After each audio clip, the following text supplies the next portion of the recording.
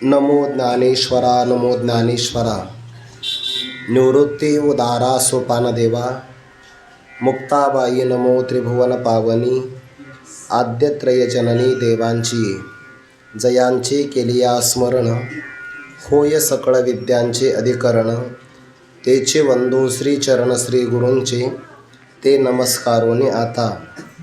अंतवत्तु फलं तेषां तद्भवत्यल्पमेधसां. देवान् देवयुजो यान्ति मद्भक्ता यान्ति मामपि. एरतनु मन प्राणी. जे अनुसरले माझे याचे वाहनी. ते देहाच्या निर्वाणी मीची होती. कैवल्य साम्राज्य चक्रवर्ती विश्वमौली ज्ञानोबाराय सकल ब्रह्मनिष्ठ गुरुजनांच्या परमकृपेने श्री भगवती ज्ञानेश्वरीच्या 7व्या अध्यायाचा विचार आपण क्रमशः करत आहोत. भगवंताची भक्ती करणारे 4 प्रकारचे भक्त आहेत. आर्त, जिज्ञासू, अर्थार्थी आणि ज्ञानी. यापैकी ज्ञानी भक्त हा देवाचा आत्माच आहे. ज्ञानी त्वात्मैव मे मतम. परंतु आर्त, अर्थार्थी आणि जिज्ञासू हे भक्तसुद्धा उत्कृष्टच आहे. आणि अशा प्रकारचे भक्त भगवंताला ज्यांच्या प्रतीतीच्या अनुभवामध्ये संपूर्ण विश्वाचा समावेश होऊन जातो असा महात्मा दुर्लभ आहे. जयाच्या प्रतीतीच्या वाखारा पवाड होय चराचरा. तो महात्मा धनुर्धरा दुर्लभ आहे. असा महात्मा देवाला प्राप्त होणं सुद्धा दुर्लभ असेल तर सामान्य पुरुषाला तो मिळत नाही. यामध्ये काही विशेष कौतुक नाही, अपूर्वता काहीच नाही. कारण देवाला सुद्धा श्री ज्ञानोबाराय, श्री तुकोबाराय सारखे महात्मे पाहण्याकरता कल्पच्या कल्पयुगाची वाट पाहावी लागते. ज्ञानोबारायांच्या समाधी प्रसंगामध्ये भगवान असं म्हणतात, नाम याचा धरुणी हात क्षणक्षणा पंढरीनाथ. ज्ञानदेवा ते आठवीत कंठ सद्गतीत करुणिया. या सज्जनाचा न व्हावा वियोग.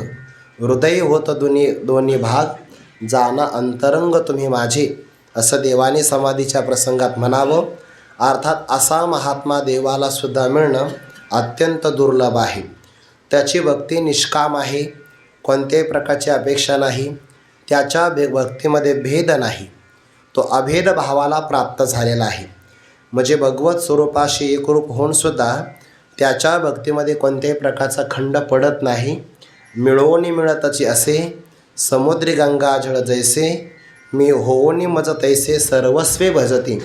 ज्याप्रमाणे गंगेचं पाणी समुद्राला जरी मिळालं तर पुन्हा पुन्हा पावसाच्या रूपाने ते प्रवाहित होऊन समुद्राला मिळणं काही थांबवत नाही.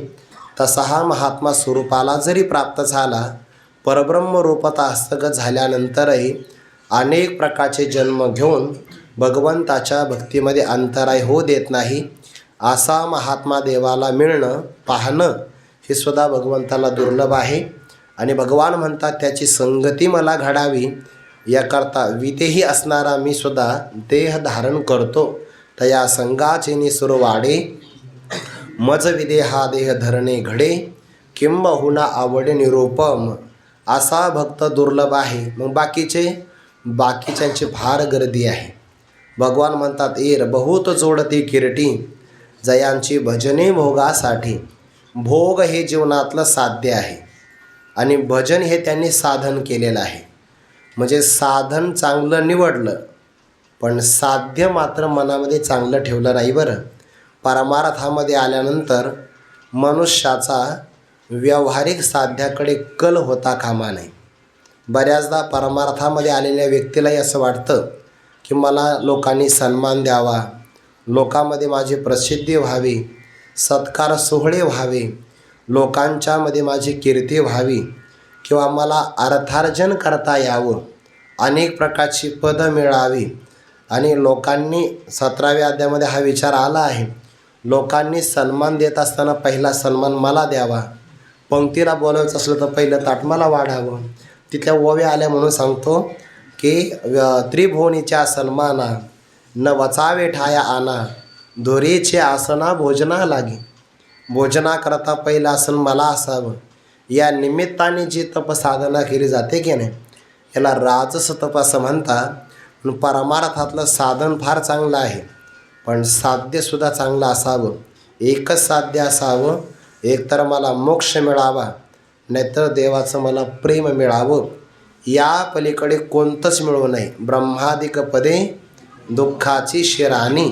आपली परंपरा अशी सांगते आपल्याला की ब्रह्मदेवाचं पद जरी प्राप्त झालं तरी त्याची अपेक्षा करायची नाही.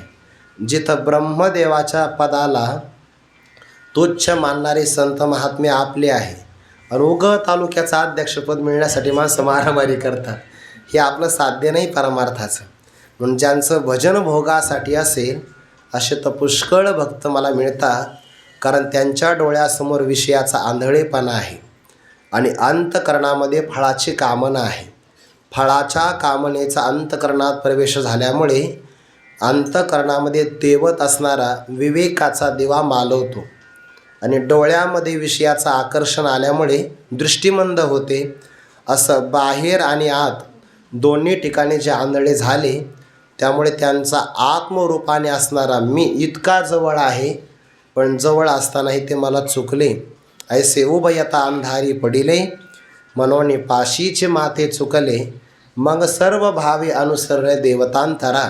भोगासाठी अगोदरच रंक झालेले, त्यामध्ये पुन्हा आपल्या प्रकृतीचे पायिक, मग स्वतःच्या प्रकृतीला गत जन्मातल्या संस्काराला वशीभूत झालेले आणि भोगाची लालसा मनात ठेवणारे ते निष्काम माझं भजन नाही करत. मग जे लवकरात लवकर आपल्याला फल प्राप्त होईल अशा सकाम भावनेनं क्षुद्र फलासाठी ज्या अन्य कार्यदेवता क्षुद्र देवता आहेत त्यांची ते उपासना करतात. पण भगवान म्हणतात त्यांच्या उपासनेमध्ये मी बुद्धिभेद निर्माण करत नाही. ज्याची ज्या ज्या देवतावर श्रद्धा असेल त्या त्या देवतेवरची श्रद्धा मी स्थिर करतो आणि मग त्या श्रद्धेनं ते अनेक प्रकारची आराधना पूजन करतात. त्या त्या देवतेच्या माध्यमातून त्यांना फलही मिळतात. पण वास्तविक फल देणारे ते देवता नसतात. बरं, फल देणारा फक्त ईश्वर आहे.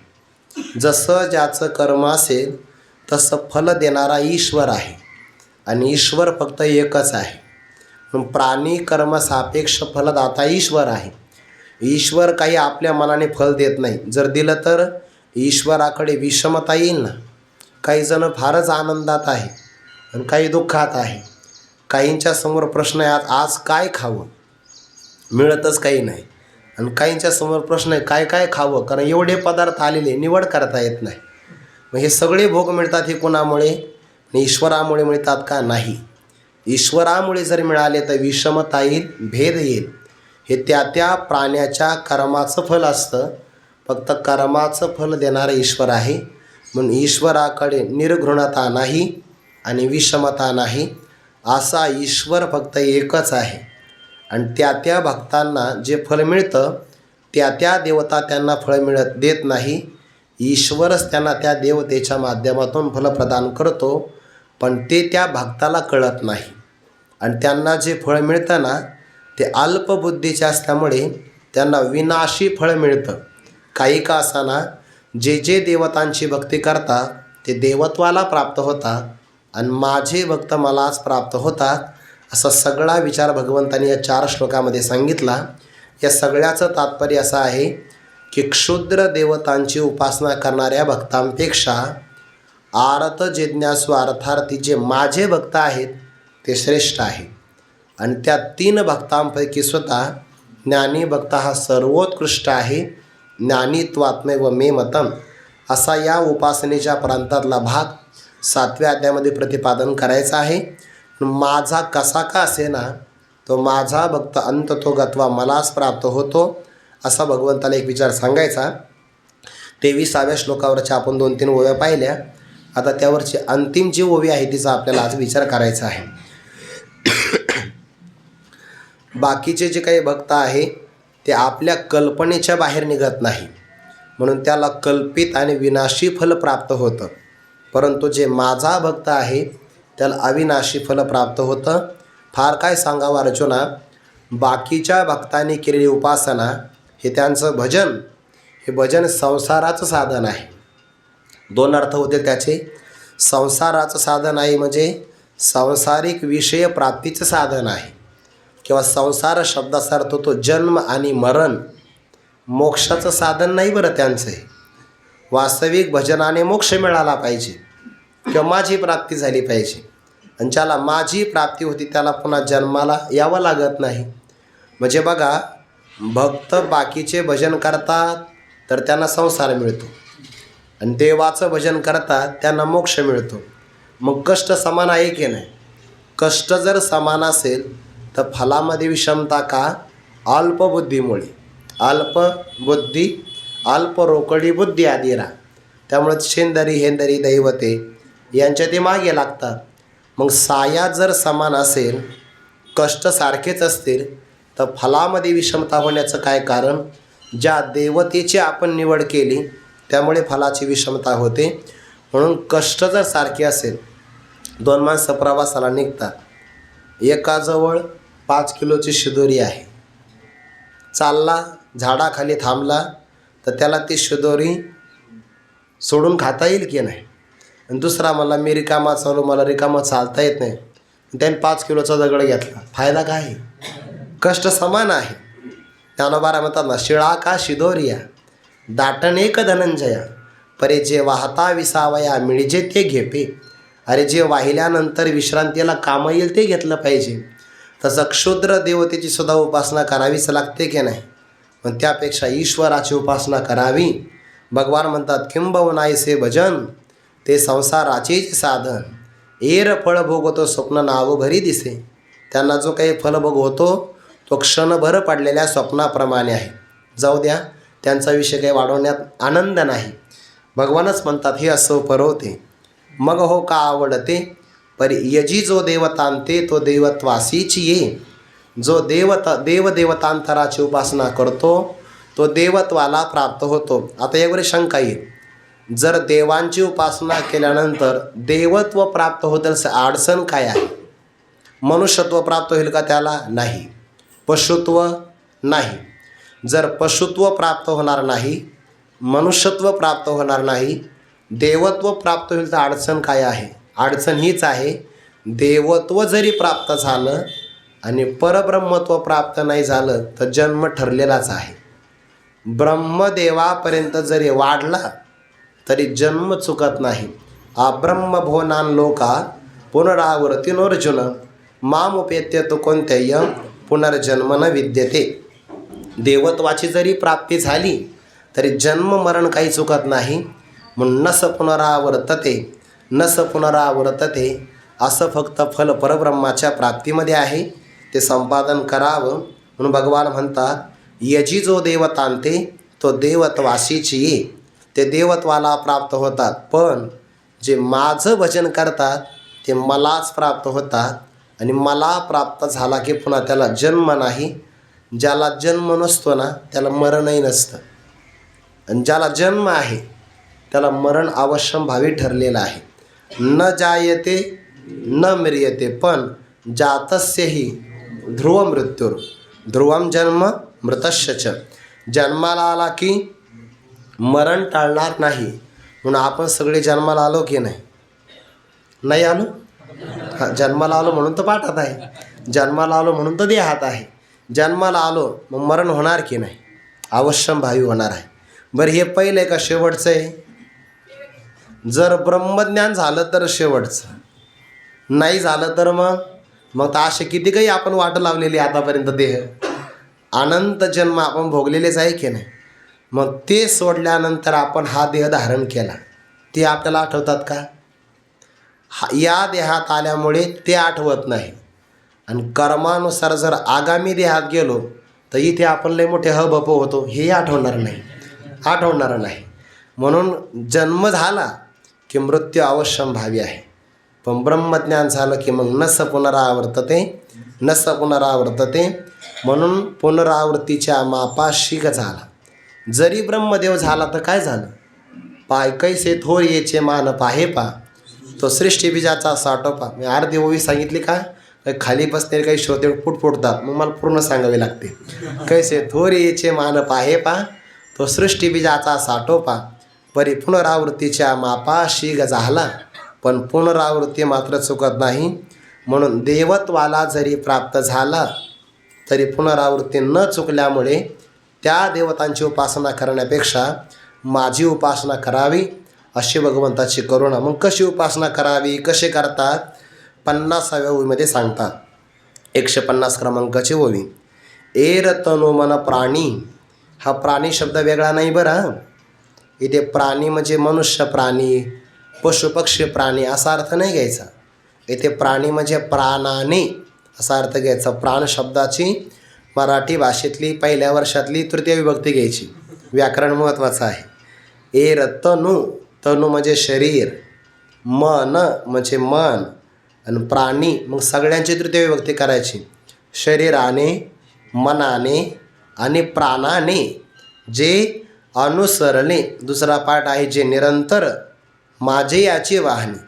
निरंतर म्हणजे त्यांच्या भक्तीमध्ये सकाळ, दुपार, सायंकाळ असा काल परिच्छेद पडत नाही. निरंतर म्हणजे अखंड ते माझी भक्ती करत राहतात. आपली भक्ती सकाळी फार चांगली होती, दुपारी विश्रांती, सायंकाळी पुन्हा सुरू, असं होतं की नाही. पण त्यांच्या भक्तीमध्ये अंतराय होत नाही. आणि त्याला अखंड शब्द वापरलेला आहे. चरणसेवा अखंडित असा शब्द आहे. खंडच पडत नाही, व्यवधान राहत नाही. जे निरंतर असा पाठ घेतला तर कायमची भक्ती आहे. आणि अनुसरले असा अर्थ जर घेतला तर ते देवाचा जो मार्ग आहे ना, त्या मार्गाने चालत राहतात. अनुसरण त्याला म्हणतात की मागे मागे चालत राहणं. आणि अनुकरण म्हणजे ते जसं करतात तसंच करणं. दोन शब्द आहे, अनुसरण आणि अनुकरण. आपण काय करावं, दोन्ही करावं. भगवंताने सांगितलं गोपाळांना, तुम्हाला लोणी पाहिजे का? गोपाळ उड्याच मारू लागले ना लोणी म्हणल्यानंतर. मग लोणी पाहिजे असं तर एक काम करावं लागेल, याला तरी यारे लागे अवघे माझ्या. हे मागे मागे जाणं म्हणजे अनुसरण करणं आहे. मग कोणाच्या मागं जावं आपण?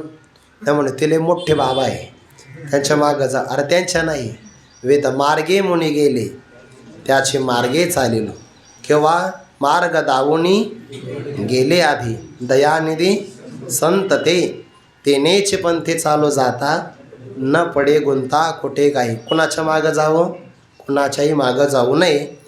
कुणाचं आचरण करावं, चरण कुणाचे धरावे, याचं आचरण चांगलं आहे, त्याचं चरण. म्हणून हे भगवान म्हणतात अनुसरले, त्यांनी अनुसरण केलं किंवा ते मागे चालले. कुणाच्या? माझे याचे वाहनी. या ओवीतला प्रत्येक शब्द ना शब्द महत्त्वाचा आहे बरं. देहाच्या निर्वाणी मीची होती, हे काय फल आहे. माझे याचे वाहनी ही साधना आहे. आणि तनु मन प्राणी याद्वारे ती साधना केली आहे. एकच ओवी आहे पण सगळ्या भक्ती मार्गाचा सिद्धांत प्रगट करणारी ओवी आहे. कशी भक्ती करावी? भक्ती वरवर नाही चालत हा. भक्ती शरीराने पाहिजे, भक्ती मनाने पाहिजे. आणि भक्तीचं प्राणही अर्पण करण्याचा प्रसंग आला तरी मागे पुढं. आता इथे प्राणी म्हणजे काय आत्महत्या करावी असा अर्थ नाही घ्यायचा. प्राण शब्दाचा अर्थ असा होतो, ज्या भक्ताला भक्ती करायला मिळाली तर त्याला जगावंसं वाटतं, नाहीतर त्याला जगावंसं वाटतच नाही. 9व्या अध्यायामध्ये ओवी तशी, जयांचे ज्ञान विशोनेने, जाणीव मज एकातेची जाणी, जया ऐसे लाभे तरी जिने इरवी मरण. ज्याला अशी भक्ती करायला जर मिळाली तर जगावंसं वाटतं, नाही तर त्याला मरणप्राय वेदना होतात. त्याला असं वाटतं यापेक्षा मेलेलं बरं. भक्ती करायला आपल्याला मिळाली नाही ना, यापेक्षा आपण प्राणत्याग करू. याला म्हणतात प्राणाने भजन करणं. म्हणजे काय? प्राण व्याकुळ होऊन जाणं, देवाच्या वियोगामध्ये तळमळ. त्याला म्हणतात प्राणाने अनुकरण करणं. आत्महत्या नाही करायची म्हणजे मी देवाला प्राण दिला, हे देवाला मान्य नाही. आत्महत्या जो करतो तो देवाचा एक प्रकारचा अवमान आहे. श्रीमद भागवतामध्ये हा विचार आला, जो आत्महत्या करतो त्याला प्रायश्चित्त नाही मिळत. प्रायश्चित्त द्यायचं कोणाला? ज्याला द्यायचं त्याने तर आत्महत्या केली. म्हणून आत्महत्या करणाऱ्या पुरुषाला लगेच अधोगती आहे. आत्महत्या कधी करू नये. इथे प्राण शब्दाचा अर्थ जीवन असा अर्थ घ्यायचा. ज्याने संपूर्ण जीवन मलाच अर्पण केलं आहे, जेने जिन याचे नाव मजची ठेविले. जगण्याचं नाव देव असं ठेवलेलं आहे. देवा वाचून जगायचंच नाही, जगायचं देवासाठी, बाकी कशासाठी जगायचंच नाही. त्याला म्हणतात हे प्राणाने अनुसरण करणं. किंवा प्राण शब्दाचा एक दुसरा अर्थ होतो, आपल्याला ताण भूक लागते की नाही? नाही लागत? लागते ना. आता पाठात फक्त म्हणायचं की नाही लागत म्हणून, पाठाच्या नंतर लागते. किंवा काही जण तर घेऊनच आले असेल चहा दूध वगैरे, असं काय. प्राणाचा धर्म आहे. प्राणाचा धर्म आहे तहान आणि भूक, प्राणाचा धर्म. पण ज्याला भगवत भक्ती करायचा प्रसंग लागला की ज्याला तहान आणि भूक सतावत नाही, याला म्हणायचं त्याच्या प्राणाने भगवंताचं अनुसरण केलं आहे. हे तहान आणि भूक आठवतच नाही. वाटतं त्या आपल्या भोपाळ्याच्या अभंगामध्ये आहे बघा, नेने तहान भूक सो कसेच गोड चेता न लगे अनेक, नाठवे घरदार तहान. ऐके नाही, तहान पळाले भूक. किंवा कैसे माझ्या गुणी धाले, देश काळा ते विसरले. याला म्हणतात त्यांच्या प्राणाने देवाच्या भक्ती मार्गाचं अनुकरण केलं आहे. इथे माझे याची वाहनी म्हटलं की नाही, वाहनी म्हणजे मार्ग. माझे याचे वाहनी अनुसरले. मग माझा मार्ग कोणता आहे? देवाच्या प्राप्तीचा कर्म मार्ग आहे, अष्टांग योग मार्ग आहे, ज्ञान मार्ग आणि भक्ती मार्ग आहे. हे सगळ्यापैकी सोपा मार्ग भक्ती मार्ग. भक्तिपंथ बहु सोपा. कर्माने जाणार नाही का? जाईल ना. निष्काम अंतकरण झालं तर कर्माने पण जाईल, तत्वज्ञानाने साक्षात जाईल. पण भक्तीच्या मार्गाने सहज सुलभगत्या जाईल. भागवतामध्ये असा प्रश्न विचारला त्यांनी मी राजाने नवयोगेश्वरांना की भगवंताची प्राप्ती कशी होईल. तर त्यांनी सांगितलं एक मार्ग एवढा चांगला आहे, ज्या मार्गाने आपण डोळे झाकून जरी चाललो तरी मनुष्य अडखळतही नाही आणि घसरून पडतही नाही. यानास्थाय नरो राजन न प्रमादे तकर ह्यचित, धावन निमिल्यवा नेत्रे न स्खलेन्न पदे दिह. हा मार्ग असा आहे, यान आस्थाय नरो राजन. हे राजन, मनुष्य या मार्गाचा अंगीकार करून निघाला, न प्रमादे तकर ह्यचित, त्याच्याकडून कधी प्रमाद होऊ शकत नाही. निमिल्य नेत्रे, त्याने आपले दोन्ही डोळे झाकले. नेत्रे शब्दाचं द्विवचन आले बरं. नेत्रे म्हणजे दोन्ही डोळे झाकायचे, एक उघडायने चालला असं नाही. धावन निमिल्य वा नेत्रे न स्खलेन्न पते दिह. तो घसरतही नाही पडतही नाही, असा मार्ग भक्ती मार्ग आहे. गुरुवर्य श्री मारुती बाबा भक्ती मार्ग आणि योग मार्गाचं त्या भेद सांगत असताना भक्ती मार्ग म्हणजे कसा आहे आणि योग मार्ग कसा याकरता उदाहरण देतात. त्याला एक मार्जार न्याय आणि मरकटी न्याय असे दोन उदाहरण दिले आहे. एक माकडी असते आणि एक मांजर असते. आता ते व्यवहार आहे, वात्सल्यामुळे त्यांना अपत्य प्राप्त होतं. मग त्या अपत्याचं संगोपन कसं करतात तर ते पहिले माकडी जी आहे ना, या झाडावरून त्या झाडावर, त्या झाडावरून तिसऱ्या झाडावर अशी उड्या मारत जाते. मग त्या पिलाने त्या आईच्या पोटाला कवटाळलं पाहिजे. जबाबदारी कोणावर आहे? पिल्यावर आहे. जर त्या पिल्या कोणती मिठी सुटली तर ती आई त्याला उचलून घेत नाही, त्याची जबाबदारी आहे, त्याने ते पकडत राहायचं. तसंही बाकीचे मार्ग असं आहे की भक्ताने जबाबदारी घ्यायची, बाकी कोणी सहाय्य करत नाही. पण भक्ती मार्गामध्ये देव सहाय्य करतो. याकरता मार्जर न्याय आला म्हणजे मांजरी, त्या मांजरीला जर पिले प्राप्त झाले तर त्या पिल्यांचे डोळे उघडत नाही.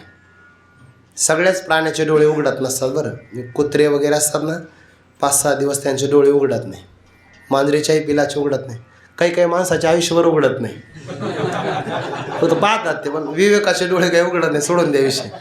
मग ती मांजर काय करते, तिला धोका असतो ना, आपल्या पिलांना धोका आहे बोक्यापासून. मग ती मांजर त्या पिलांना धरते. आता जबाबदारी कोणाची? पिलांची? नाही, मांजरीची आहे. बरं धरते कशाने? उपरणं घेतं की एखादं? नाही, उपरणं नाही.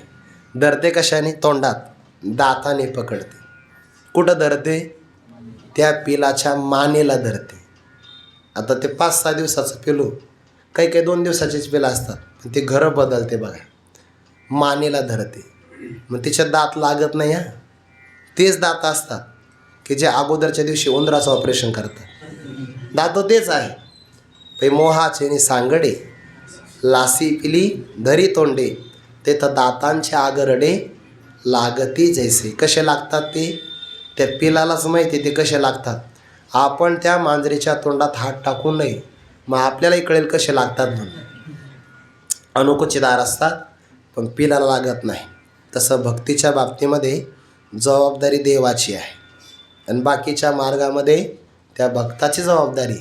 म्हणून भक्ती मार्ग सोपा आहे. माझे याचे वाहनी म्हटलं की नाही, जे अनुसरले. म्हणून भगवंताने 9व्या अध्यायामध्ये म्हटले, अर्जुना एक काम कर, तरी झडझडोनी वाहिला निघ, ये भक्तीचे वाटे लाग. कोणत्या रस्त्याला लागशील? भक्तीच्या रस्त्याला लाग. जे पावसी अव्यंग निजधाम माझे, ज्यामुळे कलंक रहित दोषरहित माझ्या निजधामाला तू प्राप्त होशील. भगवान असं नाही म्हटले ये कर्माची वाटे लाग. म्हटले का? नाही. मन मना भव मत भक्तो. कारण भक्तिपंथ सोपा आहे. म्हणजे शरीराने मनाने प्राणाने माझे याचे वाहनी अनुसरले, जे भक्ती मार्गा, जो माझा भक्ती प्राप्तीचा भक्ती मार्ग, आणि त्या मार्गाला अनुसरले, फल काय मिळालं त्यांना? ते देहाच्या निर्वाणी मीच होती. निर्वाणी म्हणजे शेवटी किंवा अंत समय आला, ज्या काळामध्ये देहाचा नाश होईल त्या काळामध्ये ते मत स्वरूपाला प्राप्त होईल. अर्थात त्यांचा हा शेवटचा जन्म असेल. मनोनिमद्याजी जे झाले, ते माझी आसा विज आले, जी उपचार मिशी दिले आपण प्रेमच. थोडा विस्तार करायचा आणखीन. प्राण अर्पण सांगितलं की नाही आपण. संपूर्ण जीवन प्राण आहे तोपर्यंत आपण जिवंत राहतो. जिवंत आहे तोपर्यंत प्राण अर्पण म्हणजेच काय? सगळं जीवन देवाला अर्पण करायचं. किंवा तहान आणि भूक हे प्राणाचे धर्म आहे. भक्तीमध्ये एवढं तल्लीन व्हायचं की त्यामध्ये भूक आणि तहान सतावता कामा नये, प्राण अर्पण म्हणतात. तन अर्पण कसं करायचं? शरीर आहे आपल्याकडे, पायाने तीर्थयात्रा, हाताने देवाचं सुशोभीकरण करायचं, पूजा, नैवेद्य, वस्त्र, पुष्पमाला, देवाच्या मंदिराची स्वच्छता, हे सगळं हाताने करायचं. हात अर्पण आहे. नेत्राने देवाला पाहायचं, कानाने हरिकीर्तन ऐकायचं, घ्राणेंद्रियाच्याद्वारे देवाला अर्पण केलेलं जे काही निर्माल्य आहे सुगंध म्हणून धारण करायचं. रसनेंद्रियाच्याद्वारे देवाचं तीर्थ आपल्या उदरामध्ये घ्यायचं. शरीर अर्पण आहे, तीर्थयात्रा करायची किंवा देवाच्या सेवेमध्ये शरीर खर्च करायचं, याला शरीर अर्पण म्हणतात. मन अर्पण, मनात असणारा संकल्प देवाच्या विषयी करायचा. तो मन हे मीच करी, माझी या भजनी प्रेम धरी, सर्वत्र नमस्कारी मच एकाटी. हे मन अर्पण आहे. मनामध्ये विषयाच्या चिंतनाला जागा न देता केवळ भगवंताचं चिंतन करायचं. आणि जर वारंवार मनाने चिंतन केलं तर भगवत रूपता प्राप्त होते. याच्या सगळ्यात म्हणून ते शरीर आणि प्राण यांच्या मध्यभागी ज्ञानोबांनी मन घेतलं आहे. मन फार महत्त्वाचं आहे. मन जर लागलं ना चिंतनामध्ये तर शरीराची आठवण राहत नाही. आणि मन चिंतनात लागलं तर त्या प्राणाला ताण आणि भूकसुद्धा लागत नाही. नाहीतर मन जर जागेवर नसेल तर एकादशीला द्वादशी आठवते, असं घडतं. म्हणून मन महत्त्वाचं आहे. सगळ्यात महत्त्वाचं. मन करा रे प्रसन्न, सर्व सिद्धीचे कारण, मोक्ष अथवा बंधन, सुख समाधान इच्छा दे.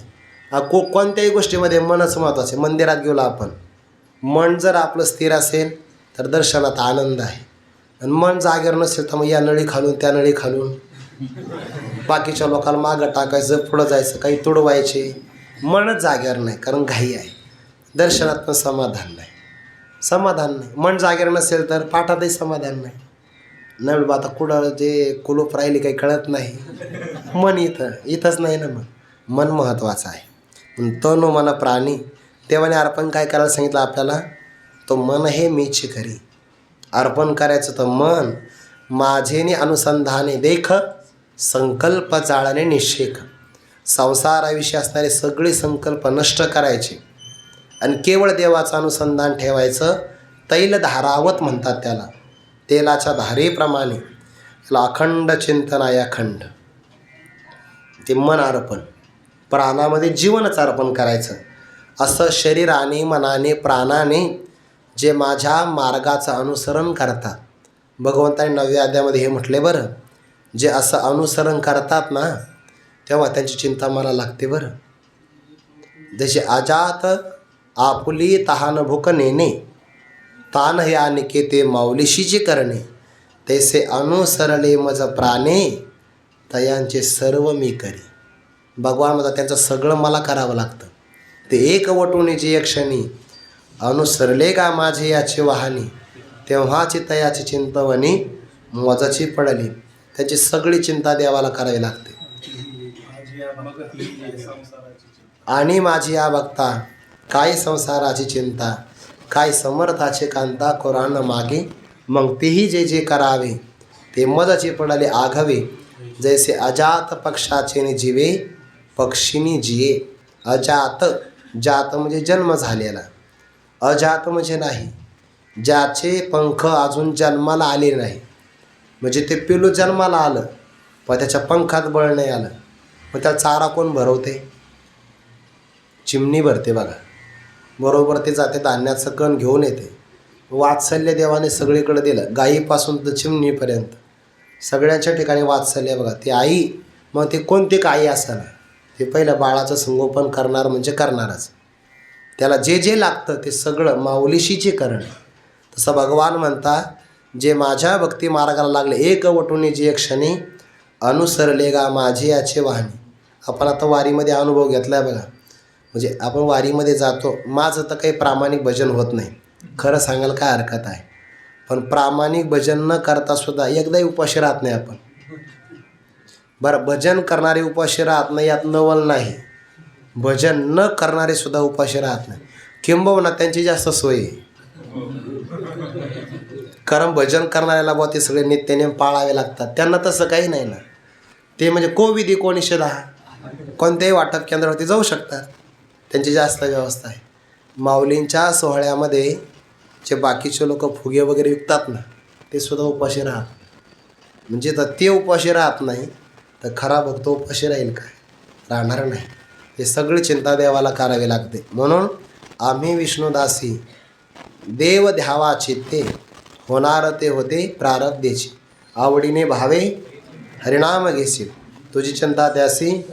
देवाने म्हटलंय तो फक्त चिंतन कर, तुझी चिंता मी करतो. बैसून निश्चळ करी त्याचे ध्यान देईल तो अन्न वस्त्र दाता. थोडा विश्वास कमी पडतो बरं. आपल्याला वाटतं नाही नाही मलाच करावं लागेल हो, मी केल्याशिवाय कसं काय, हातपाय हलवल्याशिवाय कसं काय काय मिळणार आहे. मग हातपायच हलवायचे ना चिंतनात, चिंतनात, व्यवहारात नाही. फक्त थोडंसं ईश्वर निर्भर राहिलं का सगळं होतं. अधिक मासामध्ये काही साधक आळंदीतच राहिले, कुठंच गेले नाही. ते गावाकडे जाणाऱ्यापेक्षा जास्त सुधारले ते. अधिक मास काय काळजी बरं लोक आग्रह करतात. म्हणजे अधिक मासाला त्यांना कपडे पण मिळाले, वर्षभराचं सगळं भागवून गेलं. काय काळजी आहे. देईल तो अन्न वस्त्र दाता. आपण पाठामध्ये एकदा उदाहरण पाहिलं होतं. तुकोबारांच्या घरी एकदा पितृपक्षतिथी श्राद्ध कर्म आलं. मग आता श्राद्ध करायचं म्हणलं की पितरांना जेव घातलं पाहिजे. पितरांना खीर आवडते, कढी आवडते. भजे करतात का हो पितरांना? नाही, वडे करतात. वडे मी असं म्हणलो होतं एकदा भजे करतात. आता आपल्या आवडीचा विषय असल्यामुळे आला पाठात. कोणतरी नाही वडे करतात, मग वडे तो वडे त्या दिवशी वडे. पुन्हा ते बरेच प्रकारचे पदार्थ असतात आणि ते सुद्धा गरम गरमच वाढावे लागतात बरं. थंड पदार्थ पितर खात नाहीत, त्यांना उष्म पहा असं म्हणतात. मग आता तुकोबारांच्या घरी तर दारिद्र्य, एवढे पदार्थ करू शकत नाही. महाराज म्हणाले मी रानात जातो भाजीपाला घेऊन येतो. आपले पितर संतुष्ट आहे म्हणे, त्यांना काही नाही म्हणे, खीरच पाहिजे असं काही नाही, भाजीपाला दिला तरी तृप्त होते. चालतंय. भाजीपाला आणायला गेले, शेतकऱ्याचं काम चालू होतं. त्यांनी महाराज मला मदत करा, मी तुम्हाला सायंकाळी काम झालं की गावाच्या 2 पेंड्या देतो म्हणे. वा वा म्हणे, पितरांची तर झाली वा व्यवस्था, पण मदत करावी लागेल. 9 वाजता तुकोबाराय गेले, 11 वाजले तरी मागं यायचं काहीच नाही, विचारच नाही ना. भगवंताला काळजी पडली. कशी काळजी? ते एक वटुनीची एक क्षणी अनुसरले गा माझे याचे वाहनी तेव्हाची तयाची चिंतवणी. चिंतवणी म्हणजे चिंता. ती चिंता मला पडली. भगवान आले व तुकोबारांच्या वेशामध्ये. सगळ्या देवकाराला आमंत्रण, आमच्या घरी या बरं, आज पितर आहे. गावातले लोक एकमेकाला विचारून यांच्या घरी पितर, जायचं जेवायला. पहिल्याने विचारलं. दुसरा म्हणला जाऊ की. पहिला म्हणला काय खायचं, तेच तर म्हणा आम्ही सदैव सोडा की. जवळी येता, अरे पण श्रद्धेने सांगितलं ना, गेलं पाहिजे. असेल जेवण तर करून येऊ, नाहीतर आपल्या घरी काय कमी आहे का. सगळ्यांनी आमंत्रण, भाव येतो कोबारायांचा. 11 वाजता सगळ्यांना आमंत्रण आणि सगळी सामुग्री देवाने आणली. आता देव विसरल का काही. जिऱ्यापासून तर मिऱ्यापर्यंत, तेलापासून तुपापर्यंत, साखर, गोळ, रवा, हरभऱ्याची डाळ, मुगाची डाळ, पापडं, कुरडई, जे जे लागतं ते सगळं आणलं. ते जिजाबाईने पाहिलं. वा वा वा, काय तुकोबाराचं लक्ष आहे. मग प्रार्थना देवाला नाही, आई मंगळाई. यांची बुद्धी संसारात अशीच राहू दे बरं. याच्यात बदल नाही झाला पाहिजे. देवाला प्रार्थना नाही, देवील प्रार्थना. तुकोबाराच्या धर्मपत्नी ना पांडुरंगाला मानत नाही. पांडुरंग घाबरायचा घरी यायला. पांडुरंगाची काय टाप ही घरी यायची. आई मंगळाई यांची बुद्धी अशी. मग स्वयंपाक केला. 12 वाजेपर्यंत स्वयंपाक झाला. सगळ्या देवकाराला आमंत्रण. आग्रह करून तुकोबाऱ्या वाढायचे, आग्रह करून. कोण वाढत होतं, देव. जिजाबाईला काळजी पडली, स्वयंपाक तर थोडाच आहे, अख्खं गाव जेवायला आलं म्हणे. पण आता तो देव आहे, त्याला काय कमी पडणार आहे. दिसायला स्वयंपाक कमी दिसायचा. गुरुवारी बाबा सांगत असतात, मन मोकळा असतं तर बरकत येत असते. नाहीतर 11 जणांचा जरी स्वयंपाक केला तर 5 जण संपून टाकवतात. असं कधी कधी घडतं. बरकत आली पाहिजे, त्याला मन मोकळं लागतं. बरं, मन मोकळं जर असेल ना, दात्याचं मन मोकळं पाहिजे. किती लोक येऊ द्या, स्वयंपाक थोडा का म्हणा शिल्लक राहतोच. त्याला अन्नपूर्णा पण प्रसन्न पाहिजे म्हणा, तेव्हा ते शिल्लक तृप्त होतात लोक. शिल्लक राहतच. मोकळ्या मनाने केलं तर अडचण नाही पडत. आणि अगोदर दागदुख असेल, पुरल का नाही, पहिलेच मग ते सगळं संपत. असं घडतं कधी कधी. सगळं गाव जेवलं.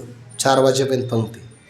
आणि मग 4 वाजता ते तुकोबारा गेले होते ना भाजीपाला आणायला, ते निघाले तिकडून गव्हाच्या पेंड्या घेऊन 2. येता येता मधमाशाच्या मुळाला धक्का लागला. माशा चावा घेऊ लागल्या. तुकोबाराले आमचे पितरे उशीर झाल्यामुळं खवळले असतील, घ्या चावा. रक्त शोषण करू लागले. तुमचंच आहे म्हणे सगळं, तनु मन प्राणी. देहावर उदासच आहे. भगवान प्रगट झाले. पितांबराने त्या माशा बाजूला सारल्या. घरी आले. गव्हाच्या पेंड्या अंगणात टाकल्या. जिजाबाईंना सांगितलं याचं कांडण करा. आपण पितरांकरता लापशी तयार करू.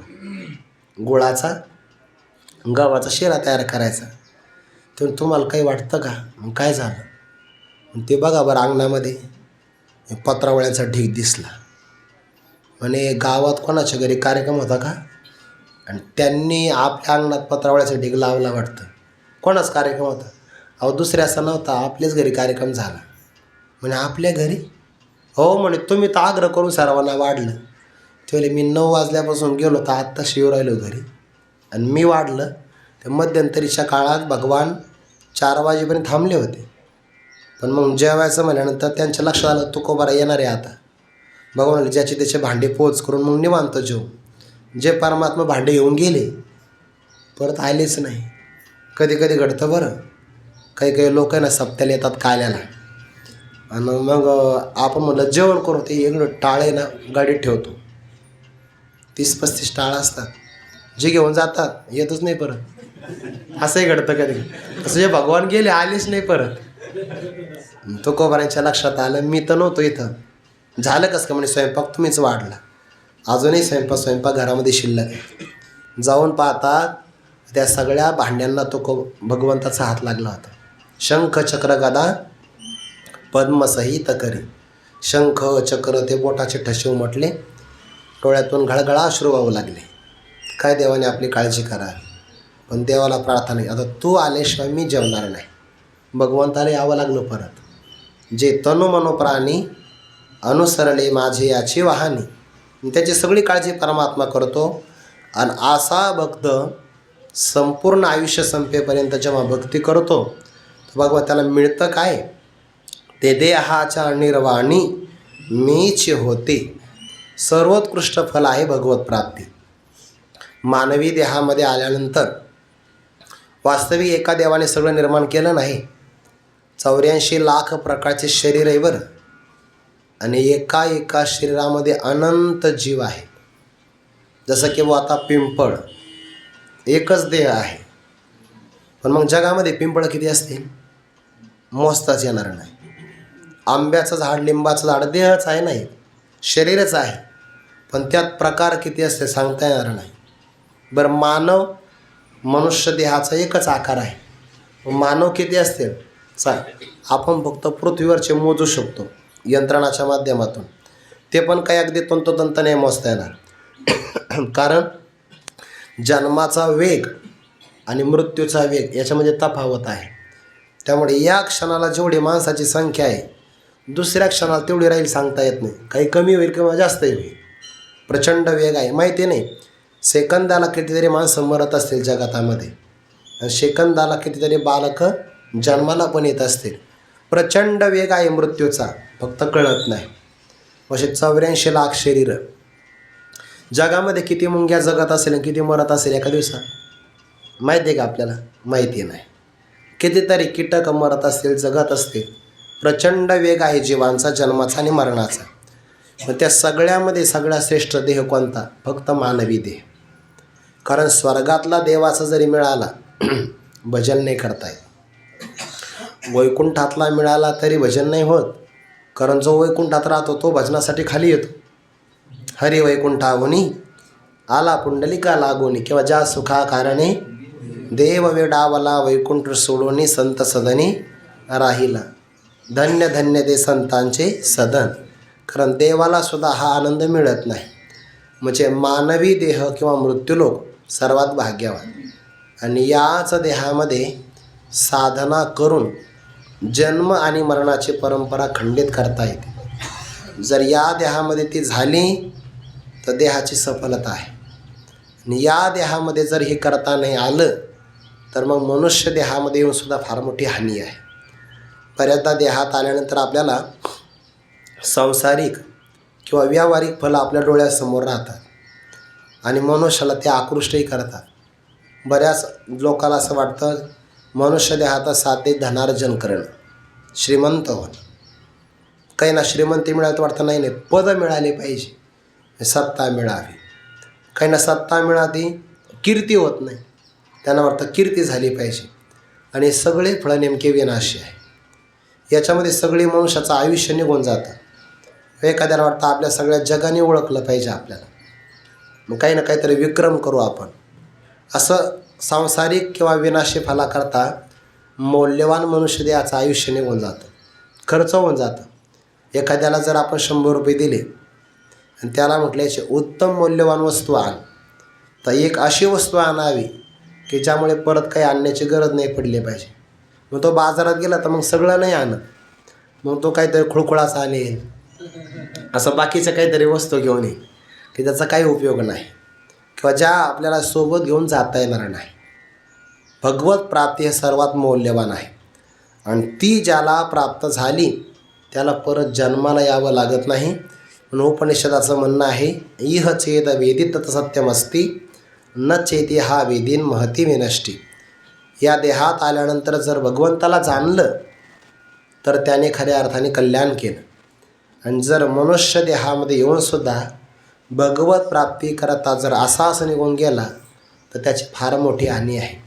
आयुष्याचा जेव्हा शेवट येतो ना जवळ, तेव्हा आपल्याला आपल्या जीवनातला हिशोब दिसला पाहिजे. नाहीतर पश्चाताप होतो, येथे म्या येऊनी केले काय. नाटातलं प्रमाण आहे की नाही? मला पश्चाताप होतो, आता मज वाटत असे भय, दिवसेंदिवस चालत जाय. येथे म्या येऊनी केले काय, नाही तुझे पाय आठविले. बरं, शेवटी मोजाच ठरला तर काय मोजता येईल बरं? आपल्याला हिशोब विचारला समजा, मग जीवनामध्ये तुम्ही मिळवलं काय? कार्यक्रमाची पत्रिका दाखवता येतील का?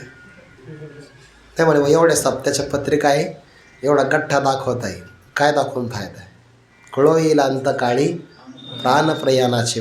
त्यामुळे मला पद मिळवले, पद अस्थायी आहे. धन मिळवलं, सोबत नेता येतं का? म्हणून मित्र मिळवले म्हणे. माझे फेसबुकवर आहे ना फार मोठ्या फ्रेंड रिक्वेस्ट आहे म्हणे.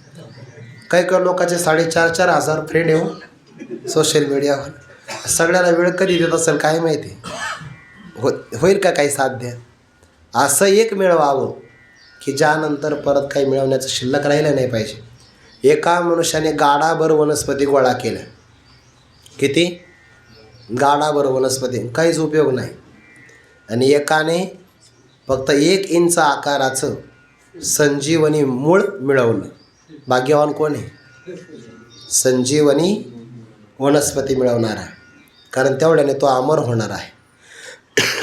तसं एक अध्यात्मविद्या किंवा भगवत प्राप्ती झाली आणि बाकी त्याला काहीच मिळालं नाही. काहीच म्हणजे खायला नाही मिळालं, प्रसंगाला त्याला भोजन नाही मिळालं, राहण्याकरता त्याला निवारा नाही मिळाला, पांघरण्याकरता वस्त्र नाही मिळाले, जगाने त्याला ओळखलंसुद्धा नाही, किंवा त्याचे फार मोठे अंतोगत्व हालही झाले, हालापेक्षा दुःख झाले, पण भगवत प्राप्ती झाली तर तो सफल आहे. आणि एकाने सगळं मिळवलं, फक्त भगवत प्राप्ती नाही झाली तर शून्य आहे बाकीचं. ते इतिहासात उदाहरण सांगतात ना, एका राजाने विजय मिळवला म्हणे पृथ्वीवर नाही मिळाला, काही भागामध्ये मिळाला. फार मोठं सैन्य आणि संपत्ती गोळा केली, अभिमान होता. जवळच्या माणसाला सांगितलं, जेव्हा मी मरेल तेव्हा माझ्या एका हाताला सैन्य ठेवा आणि एका बाजूला धन ठेवा, जगाला कळू द्या मी काय मिळवलं म्हणून. कळालं पाहिजे लोकाला. एकीकडे माझ्या सैन्यशक्ती म्हणजे राज्यशक्ती, एकीकडे धनशक्ती. चालली अंत्ययात्रा, सगळ्या जगाला कौतुक वाटलं. कोणाला कौतुक वाटतं माहिती? जे वरवर असतात ना त्यांना लय कौतुक वाटतं या गोष्टीचं, लयच कौतुक, फार कौतुक वाटतं त्यांना. एक गुरुजी चालले होते, संन्यासी महात्मा, शिष्य चालला. शिष्य नवीन होता, नवीन ॲडमिशन, उशिरा प्रवेश. तो म्हणला, गुरुजी बघा म्हणे काय वैभव या राजाचं. एकीकडे एवढं मोठं सैन्य मिळवलं त्याने, एकीकडे धन मिळवलं, काय वैभव आहे. तो दोन्ही हाताने दाखवतो मी एवढं कमवलं. गुरुजी म्हणले, तो वैभव नाही दाखवत, तो सांगतो आहे की मी एवढं सैन्य मिळवलं, एवढं धन मिळवलं, रिकाम्या हाताने चाललो, काही घेऊन जाता येत नाही, असा अर्थ आहे त्यातला. म्हणजे घेऊन जाता येईल ते कमवावं, बाकीचं सगळंच आहे. मनुष्याला काळजी पडते, व्यवहाराला प्राधान्य दिलं जातं जीवनामध्ये. एकदा व्यवहार आपण व्यवस्थित लावला ना, माणसं म्हणतात बघा, एक इंग्रजी शब्द वापरून एकदा सेटिंग झाली ना मग निवांत आहे बघा म्हणे. एकदा हे 2-3 कामं मार्गी लागले निवांत परमार्थच करणार. मग म्हटलं तुमच्या दिंडीचा विनेकरीच मी होतो. अरे असे लय जण आहे वेटिंगला इथं, असं म्हणतो की नाही तो निवांत. संसार निवांत आहे का? एक उत्तर द्या, संसार संपला का संसार करणारे संपले? संपले की नाही? संपले, संपत आहे, संपणार आहे. संसार संपत नाही, तो क्षणाक्षणाला पुढे जात राहतो. आयुर नश्यती पश्यती प्रतिदिनम याति क्षयम यौवनम प्रत्यायांतीच गतर पुनम दिवस कालो जगत भक्षकाः लक्ष्मी तो यस्तरंग चपला मृत्यू विद्युच्चलति जीवितम तस्मान माम शरणागतम रक्ष रक्ष अधुना. श्लोक किती गोड आहे. प्रत्येक दिवसाला आयुष्य संपत आहे. आपलं आजचं उदाहरण आहे ना, सकाळी आपण 4:30-5ला उठलो असेल, आता 8 वाजत आले, 3 तास संपले. पण एवढं आहे की आपले 3 तास कारणी लागली, कारण आपल्यापैकी एकाने काही सोशल मीडिया सकाळी पाहिला नसेल. ज्याने पाहिला तो पाठाला येऊ शकत नाही, कारण त्या पाण्यामध्येच 1 तास निघून जातो. म्हणून आपण सकाळी स्नान केलं, स्वाध्याय, देवपूजा, ज्ञानोबाऱ्यांचं दर्शन, आणि मगच आपण पाठाला आलो की नाही. असंच आयुष्य गेलं पाहिजे, एकदम व्यस्त पण सत्कारणी. हे सकाळी सकाळी जर मोबाईल पाहिला तर ते वाईट विचारच जातात मनामध्ये, कारण काही काही चांगल्या गोष्टी असतात, काही वाईट असतात. प्रत्येक दिवस क्षणाक्षणाला आयुष्य जात आहे. व लक्ष्मी पाण्याच्या तरंगाप्रमाणे आहे, आयुष्य विजेच्या चमकण्याप्रमाणे आहे. आपलं तारुण्य क्षणाक्षणाला नष्ट होत आहे. म्हणून शरणागत आहे देवा मी तुम्हाला, तुम्ही मला या ठिकाणी रक्षण केलं पाहिजे. म्हणून आयुष्यभर साधना केली. भगवान म्हणतात देहाच्या निर्वाणी मीच होते. ते आहे बरं, पण कोण? जे आणि ते सर्व नामाचा संबंध आहे. जे तनुमन प्राणी अनुसरले माझे याचे वाहने, ते असे जे साधना करतात तेच देहाच्या निर्वाणी मीची होते. निर्वाण म्हणजे अंतिम काळ. ज्याला ब्रह्मज्ञान झालं त्याचा शेवटचा जन्म असतो. त्याला पुन्हा जन्माला यावं लागत नाही. गंगा समुद्रात गेली तर आता मागं नाही. कळस लागला मंदिराला, बांधकाम नाही. आता 16वा कस लागला, आता शुद्धीकरण नाही सोन्याचं. तसं भगवत प्राप्ती झाली की पुन्हा आता जन्म नाही. मग आता देहाच्या निर्वाणी मीची होते याला विदेह कैवल्य म्हणतात. आणि देह असताना भगवत रूपता प्राप्त होणे याला जीवनमुक्ती म्हणतात. दोन्ही पण शास्त्रामध्ये आपल्या वारकरी संप्रदायामध्ये मानली आहे. जिवंत असताना ही भगवत रूपता याला जीवनमुक्ती म्हणतात. आणि देह पडल्यानंतर स्वरूपाला प्राप्त होणं याला विदेह कैवल्य असं म्हणतात. आता तो परत जन्माला येत नाही. मग कोणतं फल मिळवावं? पाठीमागे एक भजन आलं ना 48 ओवीमध्ये, किंबहुनाईसे भजन ते संसार राचीचे साधन. ते भजन जन्म आणि मरणाला देणारं आहे. आणि भगवंताचं केलेलं भजन भगवत रूपता मोक्ष देणारं आहे. भजन दोन्हीकडे पण आहे, पण एकात संसार आहे आणि एकात भगवत रूपता आहे. ज्यात भगवत रूपता असेल तो बुद्धिमान आहे. आणि ज्यामध्ये पुन्हा संसार प्राप्त होईल अशा भजनाची निवड करत असेल तर ते अल्पमेधसाम आहे, असा विचार या श्लोकामध्ये सांगितला. आणखीन काही चिंता नाही. या श्लोकावरचं ते आपण उद्या पाहू. पुंडलिक वरदारी विठ्ठल श्री ज्ञानदेव तुकाराम गौडी ज्ञानेश्वर महाराज की जय. जगद्गुरु तुकाराम महाराज की जय. सद्गुरु जोग महाराज की जय.